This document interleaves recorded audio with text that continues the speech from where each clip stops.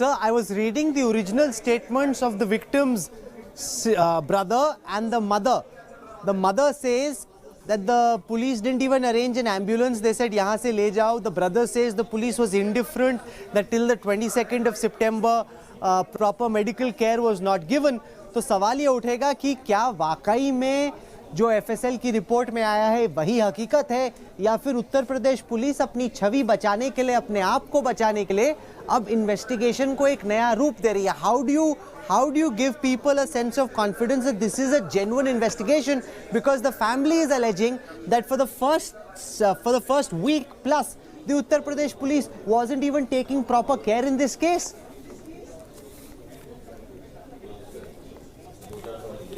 देखिए, अब आप कल तक दूसरी बात बोल रहे थे, आज आप दूसरी बात बता रहे हैं. पुलिस ने शुरू से ही सही स्टेप्स उठाए हैं. बिना पुलिस के वो अस्पताल कैसे गई, वहाँ से फिर बेहतर इलाज के लिए अलीगढ़ कौन लेके गया, फिर उससे भी बेहतर इलाज के लिए उनको दिल्ली कौन ले गया.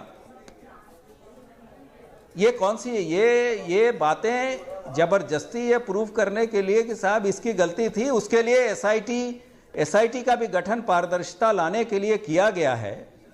और उसमें जो भी तथ्य आएंगे उसके हिसाब से कार्रवाई होगी. मैंने आपको कल भी बताया था कि the SIT is being headed by a home secretary level officer and a DIG level officer and a lady SP is also part of the SIT. Why don't you wait for the report to come? Why make conjectures and derive our own conclusions? Okay, I have one more question for you. This is about what happened through the day, where Rahul Gandhi and Priyanka Gandhi Vadra wanted to go and visit the family of the Hathras victim. They were stopped by the Uttar Pradesh police from going towards Hathras. 144 was imposed. Hathras, the village was turned into a containment zone. Whereas on the other side, images from Balrampur, where there was another victim who was killed, who was gang raped, had BJP leaders come and meet her. So now there are two contrasting images here. The opposition wants to go and meet family members of the Hathras victim. They are stopped from doing so. In Balrampur, BJP leaders go and meet with the family. How do you explain the two different standards of the local administration, Mr. Kumar?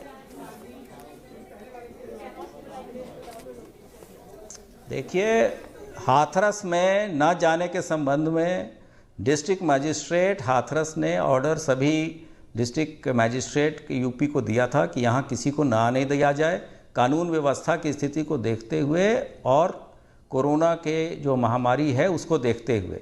उसके तहत ही सभी राजनीतिक दल के नेताओं को रोका गया, शांति व्यवस्था न भंग हो या ये महामारी का फैलाव न हो, उसके लिए प्रिवेंटिव डिटेंशन सबका किया गया है. जहाँ तक बलरामपुर का केस है, वहाँ 2 नामजद अभियुक्त थे, उनकी गिरफ्तारी हुई है, उसमें पोस्टमार्टम हुआ है. और जो चीज़ें आप अपनी तरफ से बता रहे हैं वैसे फैक्ट्स नहीं है. बलरामपुर पुलिस ने अपने ट्विटर हैंडल पर और एसपी बलरामपुर ने अपना वर्शन ट्विटर के माध्यम से दिया हुआ है और सभी केसेस डील किए. मैं बताना चाहूँगा कि 2 दिन पहले जो 2019 के केसेस क्राइम के डाटा रिलीज़ हुए हैं भारत सरकार की तरफ से, उसमें जो महिलाओं के विरुद्ध क्राइम है उसके कन्विक्शन में उत्तर प्रदेश का प्रथम स्थान है.